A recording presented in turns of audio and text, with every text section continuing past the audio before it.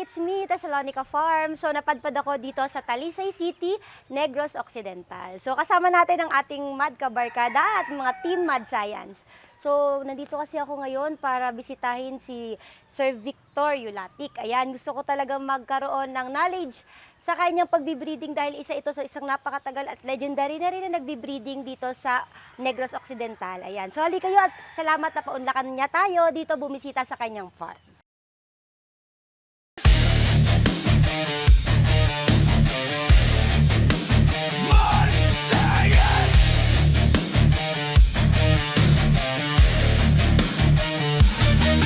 Hindi atras, totoong gamot, Mad Science! Sir Vic, Yes, Yulatic. Ayan, finally meet you. And Sir Joseph. Ayan, so yung salamat anak po ko na, dito. Then, welcome ka dito sa TMJ Victorians Gamefarm sa Bacolod. Thank you naman na binisita nyo kami dito. Yes. Marami tayong pag-uusapan. Kaya ko kayo dito pinuntahan dahil ako'y nagsisimula pa lamang sa ating breeding, fighting. So, tingin ko marami po kayo sa akin ma-i-share. Yeah. Dito tayo para makapag-usap tayo ng kung ano mga ano mo dito. Manong Vic, so napasyal po ako sa inyo dito sa inyong farm. Pwede po bang makahingi unang-una po ng konting history about naman po sa inyong TMJ Victorians Gamefarm? Itong TMJ Victorians Gamefarm, kinuha ko to sa pangalan ng anak ko. Kasi yung mga anak ko may mga Victor lahat yan. Kung babae, Victoria. Itong T, Teres, yung panganay ko, yung M, Victor Michael din siya, yung isa, Victor Joseph. That's why TMJ Victorians ang nilagay. Dito po sa farm niyo, sir, ano po yung mga bloodlines sa inyo pong personal dito na binibreed? Dito, lahat ng manok ko na pula ay mayroong Boston. Boston. Yeah. Before, I was in Mr. Lanchi de la Torre. Ay, opo. Farm assistant niya ako na at during the time na naglalaban kami, nakikita ko bakit nagustuhan ko yung mga Boston at saka yung crosses niya ginagawa ko. Then binigyan niya ako noon. Yun, pinapag-gate ko na until now. Nandyan pa rin sila. Meron din po kayo ibang bloodlines dito? Yes, oo, mayroon tayo ditong nilalagay ko sa Boston, itong California Hats. California Hats. Kahit saan, both sides, gawin kong 3/4 silang dalawa, ibot ko. Talagang mataas pa rin yung winning percentage. At alam mo, sa pagbibreed, ang importante na magustuhan ng mga buyers. Ayun, yun po ang para Yun sa ang isang sekreto dyan. So kayo po ay Boston. Yeah. Sir Joseph, ano po yung inyong iniibig na bloodline? Kasi syempre, ewan ko kung paras kayo magtatay. Siyempre, ano yung iniibig mo na bloodline sa larangan ng ating industry? Para sa akin, yung isang bloodline na talagang tumatak sa akin, yung mga Halsey Gray namin na galing din kay Manong Lancy, tsaka yung White Kelso namin na isa din sa bloodline na nagpakilala sa amin sa industriya ng sabong. So ano ba yung mga ability ng White Kelso na naalaga ninyo tsaka po ng Halsey Gray? Yung White Kelso natin, syempre ano sila, angat sila. Mahilig talaga kami sa manok na pag-break pa lang, makakuha na agad sa itaas pa lang. So ganun yung abilidad ng White Kelso namin. Kahit ibalik-balik lang namin sila na sila lang, walang cross na ibang bloodline, maganda talaga yung resulta. Yung Halsey Gray naman, pareho sila ng abilidad ng Boston namin na angat, tsaka yung maganda yung cutting ability nila. Sir, congratulate mo muna kita at ang anak mo talagang nagmana sa'yo. Tuwan-tuwa at mayroon akong anak Yun, na ang sumunod napaka-importante. talaga. Dahil siya lang mag-isa na sumunod talaga sa ano ko. Dahil sayang, Opo, na-establish ko na itong TMJ, Victorians Gamefarm. Hindi ko kung mawawala ako, biglang lalaho din. So that mayroon na akong at may tigamana. Victor pa rin ang ano niya. Ayan. Para hindi mawala. So dahil kami nagsisimula ngayon, gusto ko po makahingi ng konting idea kung paano ko po masisimulan yung napaka-healthy mga sisiw. Itong pagsisisyo, unang-una, huwag mo tutukan yung sisyo mo. Tutukan mo yung breeder mo. Oh. Yung parents niya ng stock. Kasi ang stock niyan, hindi healthy. Walang healthy din na sisyo. Ayun. Din dapat kami, basta regularly, even hindi namin ginagamit yung mga pulit namin o hair namin. Opo. Still, ang bigay namin, nagbibigay pa rin kami ng maintenance, tulad ng Bully Boy, Opo. tsaka Gold Medallion. Binibigyan namin yan, buwan-buwan sila. Even hindi ginagamit. Multivitamins with electrolytes. Yung Set Pro, Yes. ibang klase yan. So makakatulong po talaga ang Set Pro Ultra sa ating mga sisiw. Hindi lang pala sisiw ang tutukan. Yeah. Pinagmulan. It must be the parents muna. Okay, so Dahil napakaganda. before breeding season. After that, pag nag-breed na kayo, may sisiw, siyempre, madali lang naman yan. Opo. Vaccination. Ang ginagawa ko lang yan sa sisiw, day old, 3 days, sugar muna ako. Ooh. Sugar. Iba, Brown sugar. bago oo, to. Kaya mas kubado. After 3 days, magsisit pro na ako niya. Kami personally sa bahay, sa breeding namin. Opo. 2 gamot lang pinapaikot namin. Ito siya yung dalawa. Respirax, tsaka yung Set Pro. Okay. So, ginagawa namin 3 days na Respirax for prevention, tapos 3 days na Set Pro. In between, naglalagay din kami niyan ng Livercon OD. Lagi may liver ko. Yes, pwede. Minsan, pag magtimpla tayo nito sa kanilang patubig, nilalagyan din natin ng Livercon, mga 10 to 15 drops. Okay. Tapos sa Set Pro, ganun din po. 10 to 15 drops din na minimix natin. Yung panahon, biglang umiba. Oo, ulan Yan init, ang agad. ulan init.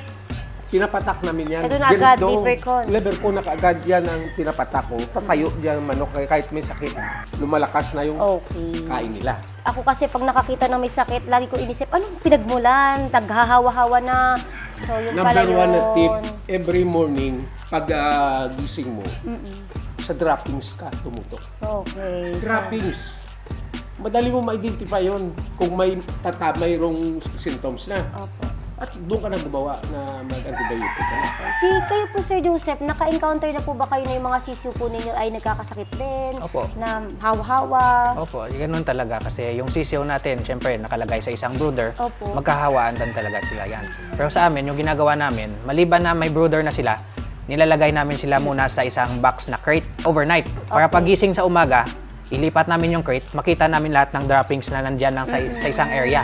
Tignan namin dyan kung may pula, kung may puti, kung may green, tsaka na tayo mag-solusyon gamit ang mga gamot. Mag-identify nyo na yun. Breeding ng pulet, yung pag-iitlog. Oo. So, ano ba yung ating technique din dyan? Kasi may mga inahin tayo na kahit paupuan, paano yun sa ibang mga broodsag, hindi po masyadong nangingitlog. Tapos nahihirapan sila mag-itlog. May actual ako na nakita niya na discovery. Opo. Isang umaga sa breeding ko, nakaharap ako sa mga pen ko. Opo. Nagkakape pa lang, early in the morning, around 5:30 Okay. to 6. Napapansin ko, yung mga broodcock ko, sila kasta ng kasta. Oh. Ang isang broodcock makakaapat na kasta, Sa Umaga isang pa lang. umaga na yan. Sa Opo. umaga pa lang, maliban pa yung hapon. Opo. Bo. Alam mong, nagtanong ako sa sarili, ano bang nangyari? Bakit ganun ang mga broodcock ko? Opo. Yung pala, ang binigay ko lang naman, 2 days before ko na, ito lang. Livercon. So, ano po ang naitulong nito? Nakaka-intriga, ha? Ano po Nilagay yung ko lang tinulong yan nito? sa tubig. Sa Ito, tubig? pwede mo to gawin sa gabi. Dahil hindi pwedeng madisturbo yung Opo. mga inahin natin na huli ka ng huli Huli sa ka gabi. na- sa gabi po pwede. Patakan, 3 patak lang. Ang inahin mismo malapit sa broodcock. Aba. Din si broodcock naman, Multi-purpose pala ang Livercon. kahit sa sisiyo, sa conditioning, kasali ito. All in na. Pag binigyan mo yung manok mo, talagang nakapokus. Subo ko to, tested and proven. So, ititry ko to. Ito, itry mo yan. Pwede rin. Kung ang gawin mo, kumuha ka lang ng 1 litrong tubig, Opo. then patakan mo yan ng 10 to kahit 15 Drop. drops. Then yun ay painom mo sa umaga. Pag maubos yan, palit ka na ng plain water. Manong Vic, itry Oo. natin to.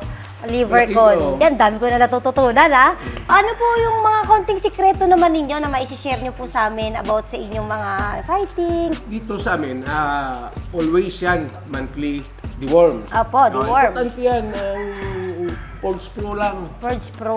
Yun ang pagbigay mo, within 2 hours, lalabas. Opo. Ang bulati, hindi buhay. Patay. Talaga. Purge Pro. Pulse Pro. Dito may nangyari na yan noon, nakita ko talaga actual. Natalo siya ng dahil lang sa bulati. Nagpurga daw ang handler. Ngayon sa ibabaw ng ring, nung binitawan na yung manok, Opo.